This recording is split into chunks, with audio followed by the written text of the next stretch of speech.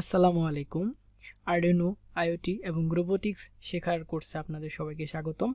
আজকে আমরা একদম প্রথম ক্লাসটা করব আরডুইনো, আইওটি এবং রোবোটিক্স কোর্সের। প্রথমে হচ্ছে আমরা আজকে আরডুইনোর সাথে পরিচিত হব। আরডুইনো ব্যাপারটা কি, তো এটা কিভাবে কাজ করে, এই জিনিসগুলো নিয়ে মোটামুটি আমরা একটা ধারণা নেওয়ার চেষ্টা করব এবং আস্তে আস্তে হচ্ছে আমরা এই জিনিসগুলো নিয়ে এগোতে থাকবো এবং একটা একটা করে প্রজেক্ট করতে করতে আমাদের যে বেসিক যেই বিল্ড আপটা আছে ওটা আস্তে আস্তে করতে থাকবো। তো আরডুইনো সম্পর্কে কথা বলতে হলে সবার আগে হচ্ছে আমাদের মাইক্রোকন্ট্রোলারটা নিয়ে কথা বলতে হবে। তো আমরা মাইক্রোকন্ট্রোলারটা কেন ইউজ করি? তো নর্মাল যখন আমরা হচ্ছে বাসায় সুইচিং করি, মানে আমরা একটা বাল্ব জ্বালাবো কিংবা ফ্যান চালাবো, এগুলো করার জন্য কন্ট্রোলটা কে করে? যে যখন আমাদের লাইটটা দরকার হয়, যখন আমাদের ফ্যানটা চালানোর দরকার হয়, তখন কিন্তু আমরা নিজেরা যে লাইট অন করি কিংবা ফ্যান অন করি, অফ করি। তো সব ক্ষেত্রে তো আর এগুলো চলবে না। কিছু কিছু সিস্টেম আছে যেগুলোকে অটোমেট করতে হবে, কিছু কিছু সিস্টেম আছে যেগুলোতে হচ্ছে অনেক কমপ্লেক্স ডিসিশন নিতে হবে। ওই ধরনের ক্ষেত্রে হচ্ছে আমরা মাইক্রো কন্ট্রোলার ইউজ করব। ফর এক্সাম্পল, এখানে আমরা একটা রোবো কার দেখতে পাচ্ছি। তো দেখা যাচ্ছে যে গাড়িটার সামনে যখন কোনো একটা অবস্টেকল চলে আসে, ও হচ্ছে তার ডিরেকশনটা চেঞ্জ করে অন্যদিকে চলে যায়।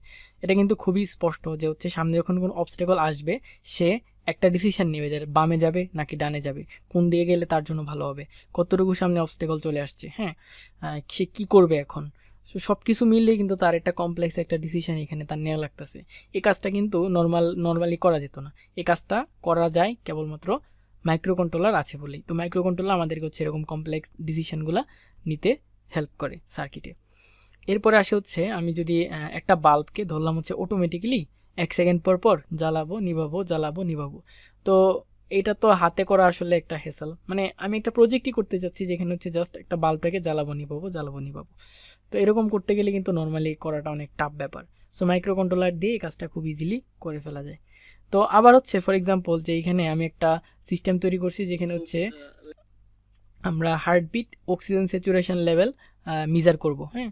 তো এখানে আমরা একটা সেন্সর থেকে ডাটা নিব, সেন্সর থেকে নিয়ে একটা মাইক্রো কন্ট্রোলার, এই ডিভাইসে, এটাই আরডুইনো এবং এটার মধ্যে মাইক্রো কন্ট্রোলার আছে। ও হচ্ছে এখানে যে মাইক্রো কন্ট্রোলারটা আছে, ও হচ্ছে আমার এখানের থেকে হার্টবিট এবং অক্সিজেন স্যাচুরেশন লেভেল এগুলো এখান থেকে ডাটা নিয়ে মেপে তারপরে হচ্ছে আমার ওই এলসিডিতে শো করাবে। তো এই হচ্ছে আমার মোটামুটি, যদি আমি খুবই অল্পের মধ্যে বলি, মাইক্রো কন্ট্রোলারের কাজ বা মাইক্রো কন্ট্রোলার কী করে এই জিনিসগুলো জানতে পারলাম। এবার মাইক্রো কন্ট্রোলার শব্দটা শোনার সাথে সাথে কিন্তু আমাদের মাথার ভিতরে আরেকটা শব্দ চলে আসে, কি?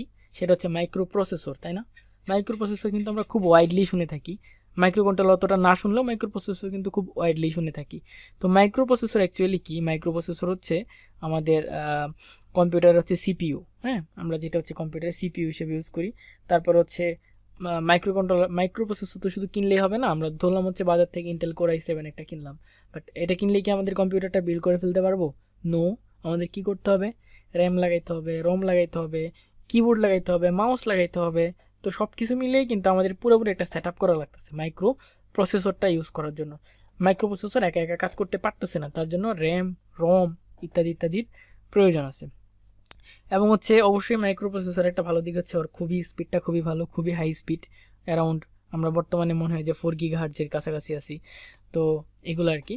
আর হচ্ছে এগুলো হচ্ছে আমরা পার্সোনাল কম্পিউটার বা পিসিতে ইউজ করে থাকি।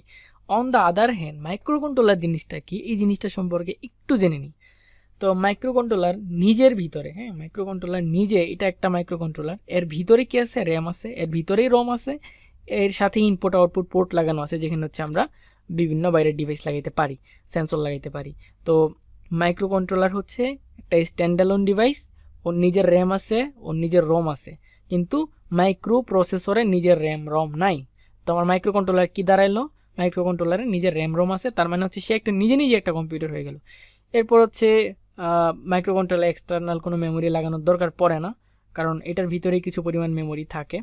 এরপর হচ্ছে অবশ্যই যেহেতু এটা মাইক্রো কন্ট্রোলার, এটা লো স্পিড থাকবে। আর মাইক্রো প্রসেসর যেটা হচ্ছে আমরা কম্পিউটার ইউজ করি, ওগুলো হচ্ছে হাই স্পিড থাকবে। আর এগুলো হচ্ছে আমরা এমবেডেড সিস্টেম ইউজ করি। এমবেডেড সিস্টেম জিনিসটিকে আস্তে আস্তে যেতে শিখবো আমরা, যখন অনেকগুলো সেন্সর দিয়ে কিংবা কোনো একটা সিস্টেম তৈরি করবো, ওইটাই হবে হচ্ছে এমবেডেড সিস্টেম। তো আলটিমেটলি এখান থেকে একটা মোদ্দা কথা একটা লাইনটা নিই, সেটা হচ্ছে মাইক্রো কন্ট্রোলার হচ্ছে একটা সিঙ্গেল চিপ কম্পিউটার। একটা সিঙ্গেল চিপ কম্পিউটারে কী কী থাকবে? ওর নিজের র্যাম থাকবে, ওর নিজের রম থাকবে। তো এই হচ্ছে মাইক্রো কন্ট্রোলার এবং মাইক্রো প্রসেসরের বেসিক পার্থক্য। এখন কথায় আসি যে হচ্ছে মাইক্রো কন্ট্রোলারটা কীভাবে ইউজ করব, হ্যাঁ। তো মাইক্রো প্রসেসরকে ইউজ করার জন্য তো আমার র্যাম রম লাগানো লাগতো, কিন্তু মাইক্রোকন্ট্রোলারকে ইউজ করার জন্য আমার টুকটাক ছোট্ট একটু মডিফিকেশন করা লাগবে। সেটা হচ্ছে যে মাইক্রোকন্ট্রোলারটাকে চালাইতে হলে আমার কি লাগবে, একটা এক্সটার্নাল একটা ক্লক লাগবে। আচ্ছা, ক্লকের ব্যাপারটা একটু এক্সপ্লেন করি। ধরলাম আমি এমন একটা সিস্টেম বানাইলাম যেখানে হচ্ছে আমরা অটোমেটিক্যালি লাইট জ্বালাবো নিভাবো, স্ট্রিট লাইট যেটা আর কি। সন্ধ্যা হয়েছে, রাত হয়েছে, তো রাত হলে কি হবে যে হচ্ছে আমার মাইক্রোকন্ট্রোল মানে স্ট্রিট লাইট যেটা আছে এটা হচ্ছে অটোমেটিক্যালি জ্বলে যাবে, আবার যখন দিন হবে তখন অটোমেটিক্যালি অফ হয়ে যাবে। এখানে কিন্তু একটা সিকোয়েন্স আছে। সিকোয়েন্সটা কীরকম, যে হচ্ছে প্রথমে একটা সেন্সর থাকবে, ও রাত হয়েছে নাকি দিন হয়েছে এটা সেন্স করবে।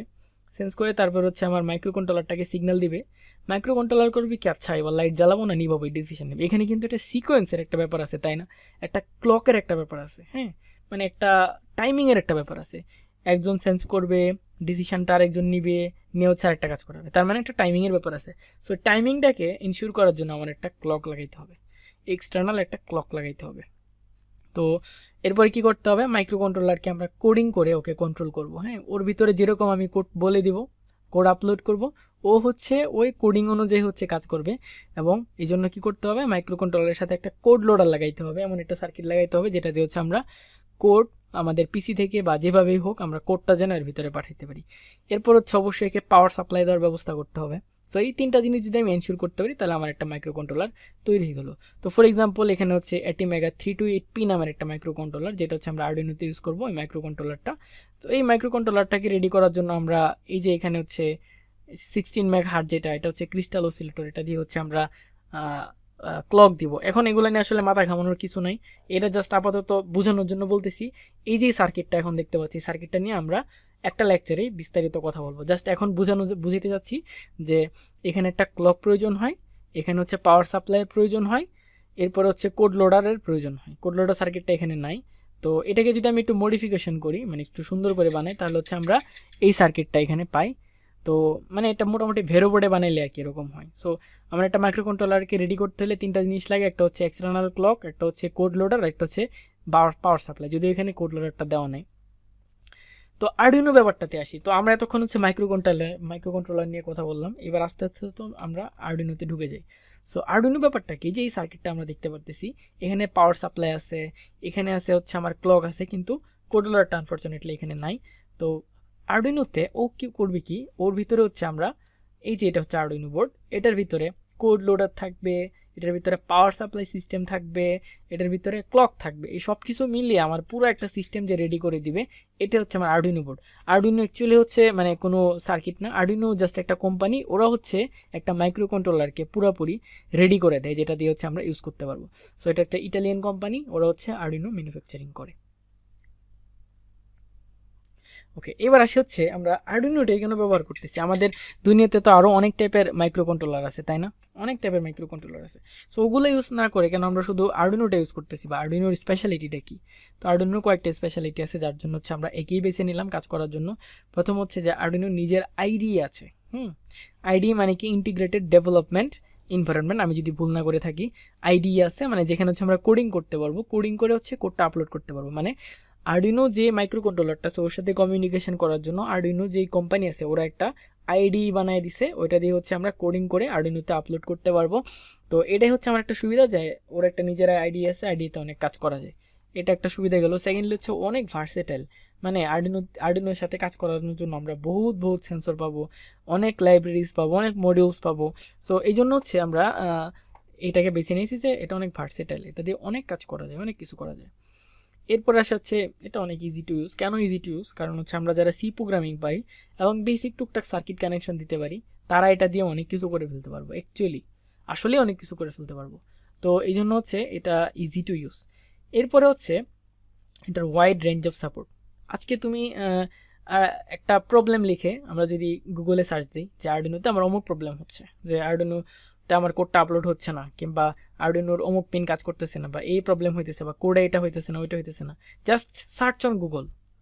এত রিসোর্স আছে যে হচ্ছে এটা দিয়ে হচ্ছে যে কোনো প্রবলেম সলভ করে ফেলা যায়। মানে একটা কাজ করার সময় যদি কোনো সাপোর্ট না পাওয়া যায়, সেই ক্ষেত্রে কিন্তু কাজ করাটা অনেক ডিফিকাল্ট, নিজে অনেক টাইম নষ্ট হয় একটা জিনিস ট্রাবল শুট করতে। তো আমার একটা প্রবলেম হয়েছে, প্রবলেমটা আমি গুগলে যদি সার্চ করি, যদি ধূপ করে পেয়ে যায় আমার প্রবলেম সলভড, আমার টাইম বাঁচলো, আমার প্রোডাক্টিভিটি বাড়লো, আমি যে সময়টা আমার নষ্ট হইলো না ওই সময়টা আমি অন্য কাজে লাগাইতে পারবো।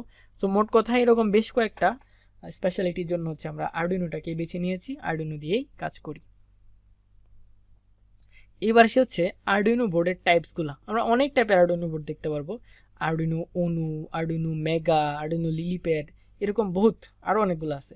ওই টাইপসের আরডুইনোগুলো দেখতে পারবো। সো এক একটার এক এক পারপাস আসলে কাজ করে, বাট সবার বেসিকটা একই। হ্যাঁ, সবাইকে দিয়ে একই কাজ করানো যাবে, কোনো সমস্যা নেই।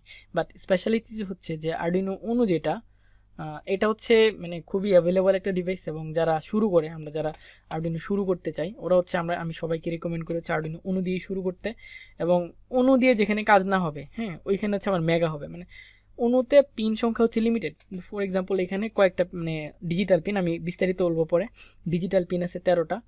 তো আমার যদি কোনো কারণে 13টার উপরে পিন প্রয়োজন হয় তখন কিন্তু আমি এখান থেকে পাচ্ছি না। হ্যাঁ, যদিও একটু এক্সটেন্ড করা যায়, অ্যানালগ পিনগুলোকে ডিজিটাল হিসেবে ইউজ করা যায়, ওগুলো পরে বলতেছি। ধরলাম হচ্ছে আমার অনেকগুলো পিনের প্রয়োজন পড়বে, তো সেক্ষেত্রে আমরা আরডুইনো অনু থেকে মেগাতে সুইচ করব।